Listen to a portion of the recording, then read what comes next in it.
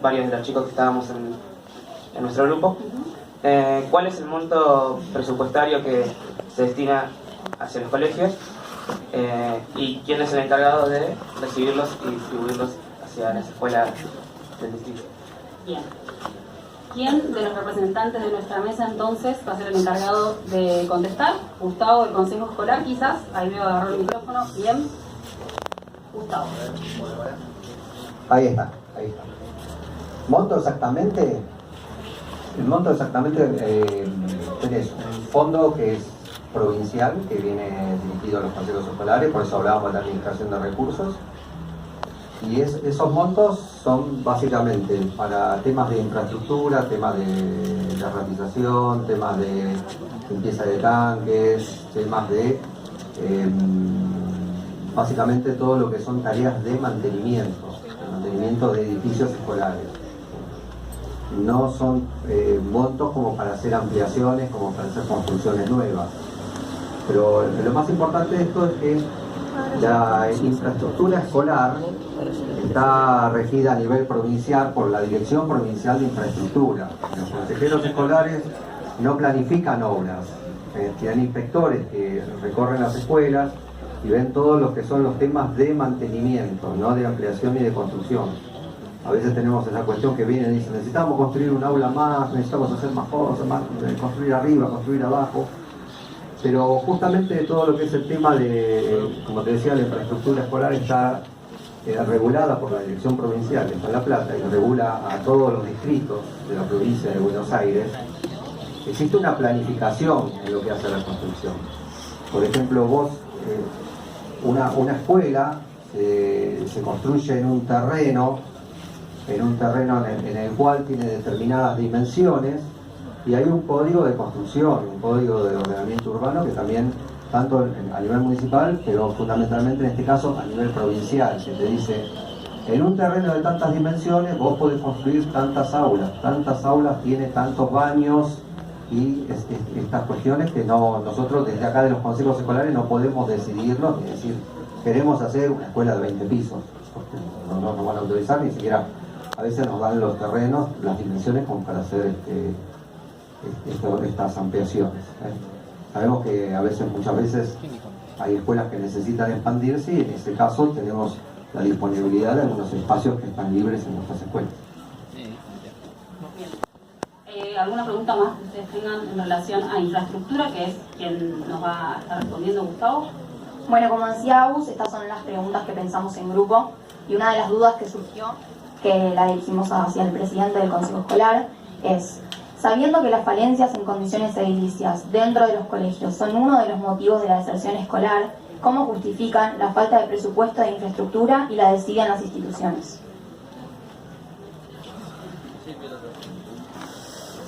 Yo no sé si diría el término desidia, porque cuando decimos desidia estamos hablando un poco de todo, ¿no? Nosotros lo que tenemos siempre es la información con respecto... Tenemos varios canales de información de las necesidades de las escuelas. El primer canal es el director. El segundo canal, muchas veces se acercan los papás, se acercan las cooperadoras, a veces se acercan los directores. Y por otro lado celebramos este espacio que también generamos nosotros en el Consejo Escolar, este espacio de tener un ida y vuelta con ustedes, este espacio de la participación y escuchar un poco la voz que a veces no escuchamos. Pero no te voy a decir que hay una desidia. Como te digo, nosotros trabajamos en función de las necesidades y los pedidos que tenemos de las escuelas. Es más, de hecho, estábamos viendo que sobre 3.022 pedidos que ingresaron en nuestro libro de entradas del Consejo Escolar, que son notas de las escuelas, tenemos prácticamente un 60% cubierto de las necesidades, de los pedidos que nos hacen, y tenemos también, sí, un 60%. Y también tenemos muchas obras de mantenimiento, no de ampliación, en planificación. Y por otro lado tenemos una cuestión que se ha mejorado. Anteriormente tenían un acuerdo, siempre estamos hablando de escuelas de gestión estatal, un acuerdo que hubo, que era el acuerdo paritario con los gremios, que se otorgaba un fondo de mantenimiento a las escuelas que lo manejaban los directivos, pero ese fondo salía de un porcentaje que se le quitaba al consejo escolar. Con lo cual de esa manera no podíamos mejorar, ni la escuela podía mejorar la infraestructura, ni nosotros por la quita del fondo. Ese fondo se ha reintegrado a partir del año pasado, estamos con mayor presupuesto y estamos atendiendo una mayor cantidad de necesidades.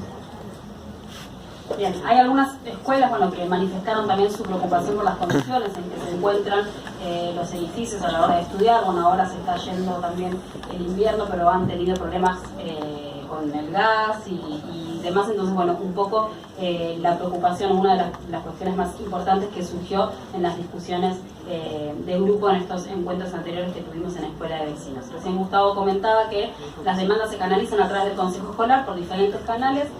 En principio, el 60% de esas demandas estarían cubiertas, falta todavía trabajar en ese 40% restante, pero tiene que ver un poco con esto de la insistencia desde la dirección de la escuela, desde otros canales que pueden ser quizás también los padres y los chicos y las cooperativas, pero tratar de atender también esas cuestiones que hacen al estudio en el día a día de ellos, que son en realidad los que se ven más perjudicados, ¿no? Por eso es importante que los chicos puedan participar, puedan colaborar también y puedan seguir preguntando y enterándose como hoy estamos, ¿no? No solo para poder reclamar y mostrar la realidad que se está viviendo, sino para informarse, por ejemplo, como nos estaba contando también Gustavo, de todos los agentes y todos los que participan en lo que tiene que ver con la deserción escolar y en este caso con la condición edilicia que se encuentran en muchos colegios. Bien, yo creo que los chicos tienen una consulta más, una duda más. No sé si Caro o Agus quiere consultar. Yo, Agustín. Antes de preguntar quería aclarar algo que también hablamos las dos jornadas que tuvimos, que dije las dos veces, que yo de mi parte no me sentía identificado por parte de la sección escolar en el sentido de infraestructura, porque ni bien hay cosas que hay que arreglar en los colegios y tenemos muchas desventajas al momento de querer estudiar, yo no me veo, no se me van las ganas de estudiar porque no tenga puerta, porque haya una fuga de gas, sino que aclaré que me da más o menos enojo o me enerva y que me dan ganas de salir a ver a quién hay que pedir, tipo a quién hay que reclamar. Así que nada, quería aclarar eso. Acá la última pregunta es, ¿hay datos concretos sobre cuántos chicos abandonan la escuela en San Isidro? Bien, cuestiones de números, estadísticas. ¿Alguien? Patricia, a ver, algunos datos en cuanto a chicos que han abandonado la escuela. Yo comparto los datos que manejamos desde el servicio local, que es una oficina de derechos que trabaja con niños entre 0 y adolescentes hasta 18 años. Aclaro que en relación a la cantidad importante de colegios que hay en el distrito San Isidro, tanto de lo público, digamos, de la gestión pública como de la gestión privada, el servicio tiene una oficina específica para la recepción de situaciones que vienen desde los colegios, ¿sí? En relación a la cantidad de requerimientos que hacen los equipos de orientación de los colegios, lo que antes se llamaban gabinetes. En lo que va del 2018, el servicio local, que trabaja con 3 sedes descentralizadas, Bécar, Bulón y San Isidro, inició intervención en situaciones nuevas de vulneración de derecho en un número de 780 hasta la fecha, desde el 1 de enero del 2018 a hoy. Tenemos abiertas 780 legajos nuevos de niños o jóvenes en situación de vulneración de derechos, ¿sí? Una de las formas de vulneración de derecho es la vulneración de derecho a la educación, que es un poco lo que estamos hoy discutiendo entre todos. El Servicio Local de San Isidro contabiliza, a pedido de los equipos de orientación, 45 situaciones requeridas por los equipos de orientación relacionados con ausentismo escolar y deserción escolar, ¿sí? Así que 45 pibes de San Isidro están presentando alguna dificultad a la hora de asistir al colegio.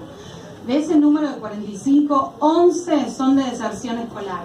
Chicos que no están pudiendo en el 2018 asistir al colegio, y ahí yo les transmito cuál es la mirada desde el Servicio de Promoción y Protección. En general, una deserción escolar tiene que ver con multicausalidades, ¿sí? Con muchas cosas que se juntan, un poco lo que planteaba el compañero acá de la mesa. Es real que uno no deja ir al colegio porque hay alguna dificultad edilicia, sino en general el análisis y lo que nosotros investigamos y concluimos es que hay muchos factores que hacen que un pibe o una piba deje de asistir al sistema educativo. Por otra parte, la realidad es que destaco, porque no son nuestros, son de ustedes, el trabajo que hacen los equipos de orientación de los colegios secundarios y primarios en relación, son con quienes ustedes comparten lo cotidiano, digamos, ¿no? Y a quien uno, imagino ustedes recurren cuando les pasa algo y necesitan la ayuda de algún adulto dentro de lo que es el sistema educativo, quienes nos toman contacto con nosotros y nos ponen a disposición los datos de estos chicos que están atravesando determinada situación por la cual no están pudiendo asistir a la escuela. Y en esto de la multicausalidad, la realidad es que uno se encuentra en el desafío de hacer una evaluación caso a caso, ¿sí? Poder tomar contacto con ese joven, con ese niño que está atravesando una situación de deserción escolar o de ausentismo, que como verán, en ausentismo estamos hablando de 34 pibes que presentan un ausentismo muy marcado, periódico, sino que faltan, que llegaron a las 15 faltas, sino que muy ampliamente superan este cupo. Y ahí el trabajo del servicio es tomar contacto con el adulto que acompaña la educación de ese niño.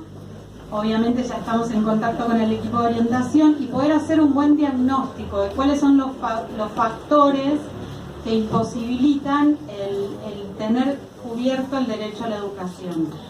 Y a partir del diagnóstico empezar a desarrollar estrategias que tiendan a la resolución de esa multicausalidad que impide que un joven esté asistiendo a una institución educativa.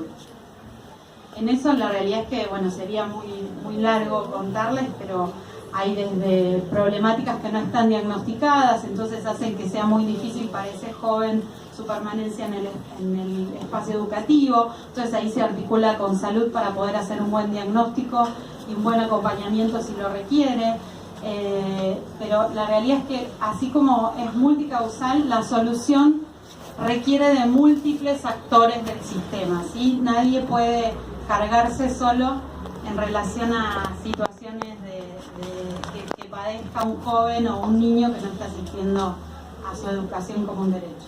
Bien, por un lado, bueno, las causas, ¿no?, que hacen que un chico o un adolescente abandone la escuela, algo de eso estuvimos trabajando también en nuestros encuentros anteriores, y por otro lado, bueno, ¿qué hacemos con esas causas, ¿no? ¿Qué estrategias, qué herramientas se pueden plantear, qué soluciones para que esos chicos puedan volver a la escuela y reinsertarse? Caro, vos tenías una pregunta también que querías hacer en base a lo que estaba contando Patricia. Sí, preguntarle a Patricia cómo es que generan ese contacto con los chicos que abandonan el colegio y si hay algún procedimiento, dado que los gabinetes en los colegios últimamente están desapareciendo, preguntar cómo es que generan esa relación con los chicos y cómo se están manejando con los gabinetes. Bien, justamente porque creemos que los equipos de orientación, los docentes, los profesores que están todos los días con ustedes son el puente para una oficina de derechos, ¿sí? Porque la realidad es que nosotros no nos vemos todos los días, pero ellos sí. Es esta disposición que se tiene de estar atendiendo a partir de una oficina que se llama oficina de escuelas dentro de lo que es el servicio local, ¿sí? Es el único efector que tiene una oficina para atender directamente a quien venga a requerirlo. A veces son los papás también los que se acercan, a veces son los jóvenes, pero para no faltar a la verdad, la realidad es que el mayor requerimiento viene por parte de los equipos de orientación o directivos, ¿sí? Los colegios que no tienen equipos de orientación, en general en los privados pasa eso, que no tienen equipos de orientación, entonces se acercan los directivos a plantearnos la situación. Lo primero que hacemos es sentarnos a charlar en relación a cuál es la situación de esa persona, de ese niño o adolescente que está presentando una dificultad, en este caso para asistir al colegio todos los días, y poder en forma conjunta hacer esto que nosotros denominamos diagnóstico. Esto tiene que ver como en la salud, ¿no? Si no tenemos un buen diagnóstico de cuáles son las razones, difícilmente podamos pensar cuáles son las soluciones. Para el diagnóstico, para que ese diagnóstico sea cerrado y sea lo más genuino posible, ahí sí lo más importante es la voz del joven o el niño que está atravesando esta situación de vulneración de derechos.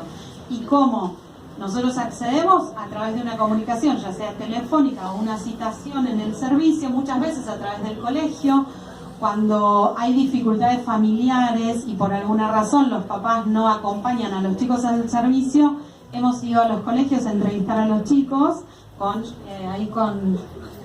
el acompañamiento de las inspectoras a las cuales se les pide autorización, y en el ámbito escolar y con el acompañamiento del equipo de orientación se toma una entrevista a ese niño o joven para poder tener esto que nosotros llamamos diagnóstico lo más acabado posible en relación a, bueno, qué piensa el joven que le está pasando y por qué razón no está logrando o sostenerse en el sistema educativo o haya abandonado el sistema educativo. Perdón que aquí, Carlos, espérame un cachito, que Mónica también quiere agregar. No, yo lo que quería agregar es que antes de llegar a esa instancia, digamos que es una instancia mucho más compleja y más problemática donde intervienen los equipos, hay un montón de acciones que se llevan a cabo desde las escuelas, desde los equipos directivos, de los docentes. Cuando un alumno deja de venir o empieza a no venir, enseguida el docente y desde la misma escuela, desde el director y el equipo, se pone en contacto con esa familia para ver qué pasa, para ver qué ocurre. Se generan proyectos y propuestas educativas alternativas en el caso de una enfermedad, en el caso de una mudanza, en el caso de situaciones personales y demás. Es decir, hay un montón de situaciones previas que se tratan de resolver y que muchas veces se resuelven al interior de la escuela, digamos.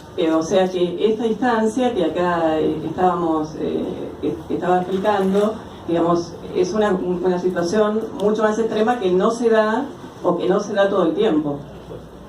Bien, válida entonces también la aclaración. Caro, me vas a matar, pero tenemos como muy poquito tiempo y un montón de cosas más también por delante dentro de nuestro programa. Todas las dudas que queden, que vayan quedando, sí vamos a dar un espacio después cuando finalice para seguir preguntándole a nuestros especialistas. Tenemos que volver un poquito a Facu, que te invitamos de vuelta a que se acerque con nosotros y que nos cuente un poco acerca de la música que viene. Y me dijeron algún tema más para acompañar en esta mañana radial. Callejeros, me dijeron por ahí, ¿no? No, Cancerbero. La canción que eligieron no me dijeron. Me soplaron, bueno, no importa, vamos a escuchar entonces música. Ahora una pequeña tanda y cuando regresemos continuamos con nuestros especialistas porque hay un montón de preguntas más y queda parte todavía de nombre y colegio. Quédate ahí que ya venimos.